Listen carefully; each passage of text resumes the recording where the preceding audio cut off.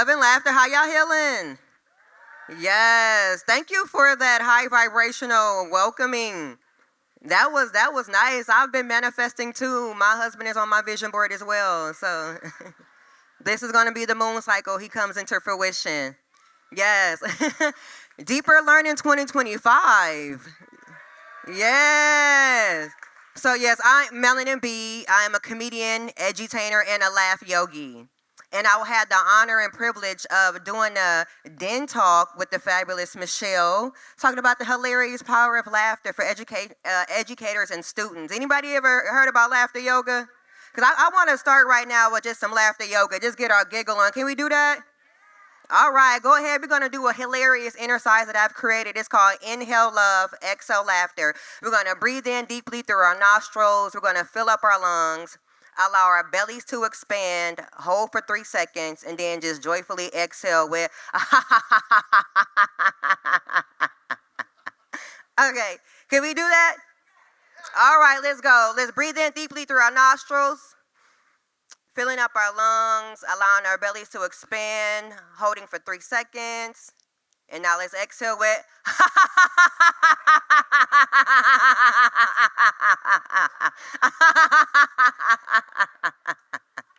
Yes, right. Hilarious, right?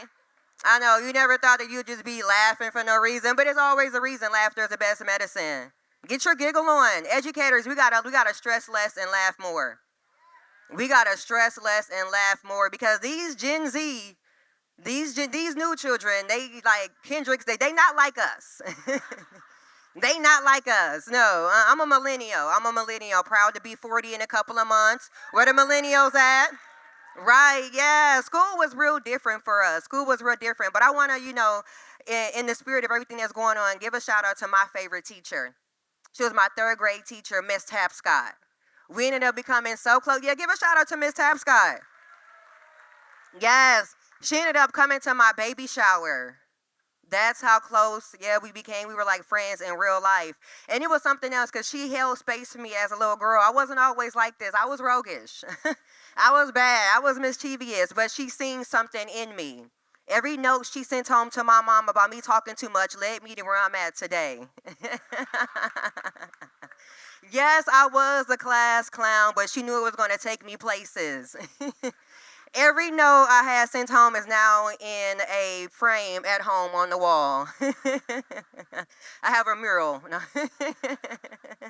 But no, it's so important to have a good, healthy relationship with your students. You know, Miss Tapscott, she was amazing. She was actually the first white woman I ever seen with a big booty. So it gave me mothering energy, real comforting. Yes, I love her. I love her. And she was really nice. I remember she gave me her phone number. And she was like, if you ever need anything, call me. It was all, high vibrational. She was like, if you ever need anything, call me. And I did sometimes. Star 67. Y'all know about that star 67? Right? Okay. Millennials, we in the building. Yeah. So, and then she still came to my baby shower. So, but it was crazy because I remember one time I forgot to dial star 67 and I hung up immediately. And then she called back and said, Brittany, is your mom there? I said, how do you know who is this? What is Yeah, so then the next day I just walked in class calmly, like I wasn't just playing on her phone all night before. And she's like, I think we need to talk. I was like, about? It was not me. It was not me. But no, but schooling now is so different. Technology is so different. It's like, I was wearing the world as Carmen Sandiego. Right. Now they got virtual classes, your teachers and IT techs. It's like we're both. But it's so different though. You cannot miss a class anymore though. Like you miss a school back then, it's done. Now you got to catch up. It's virtual. It's on Zoom. It's in an email. It's so different. Back in the day when you would tell, the teacher would tell you, hey, be quiet. I'm going to call your mom. You have some slight fear. You was like, you know what? Let me sit down. Okay, Miss Tapscott. I'm going to sit down. Now they was like, I'm on FaceTime with her right now. If you need to talk to her, she's right here. and that's triggering. It's like, so you on FaceTime in my class, like, but I came when it was like Motorola's just came out, the Snake game, right? We couldn't hide them big phones, we they were like cinder blocks, But now, the cell phones are just everywhere. I have a son, he's 14. I have a son, I don't know how I didn't fill out a permission slip to be a parent. So I don't know how I got here, but I'm here. No, but like he wear those ear pods all day. And I'll be like, oh my goodness, wanting a little microwave. It's just going on all day. But to me, I feel like that's right there is so easy for them to just like cheat. I don't like to put the energy. I ain't never said it to my son because he ain't me. He's better than me. I love that he grew up like, responsibly. I've been healing. Because let me as a millennial had a little earpod, I would have had all A's academically. I be some pride sometimes at my son. You don't got all A's? Like, what are y'all doing? No. But they're responsible. He's responsible. I love it though. I love it. Yes. I want to ask a question though. Any Gen X teachers in the okay, I'm kind of sure. Right, well, that's what's up. Gen X teachers, yeah. Like you raising your hand, he like, yeah, that's me. Yeah, it's different, now seeing millennial teachers, like seeing my friends I grew up with. I'm like, are you really qualified? Because, growing up as a millennial, when we think about teachers, we think about more Gen X, more structured. Millennials, we kind of be freestyling through life. We in therapy, healing, trying to find our soft life. And then now we got millennial teachers.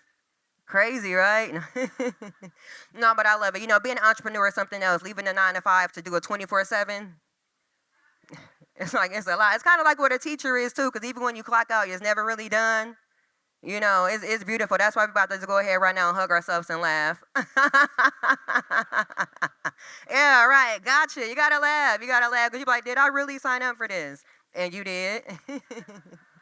And you did. But it's so important. A teacher's job is amazing. School is like a second home, to some of these students. So being able to hold, safe space for them to be themselves, even with their smart mouths, is something else. The eighth graders, they different. They throat chakras are really active. Like Michelle said, I have a character that I created, Mama Melanin. She has a son named Manifestation Higher Vibration, the priest R.C. Johnson. Yes, and she always tell him to get balanced, and rooted in his Wakanda.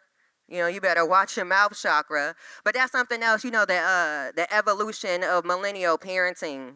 And I wanted to trickle over into, into school as well, because we telling the children we still love them, but we just standing on, teacher business. So they better get rooted in their Wakanda and tell them they better watch their throat chakra, because you're not about to get on my nervous system chakra. I did not reincarnate to be a teacher for you to talk back. It's so important. But I want to go ahead and give thanks up to Michelle again for having me up here today. Shout out to Deeper Learning 25. It's been a whole vibe. All the educators, shout out to the students. It's been amazing. I want y'all to go ahead and keep clapping as Michelle's about to come back on the stage. We got our keynote coming up. We're about to continue to have a hilarious good time. And once again, I'm Melanin B. Laugh or stay.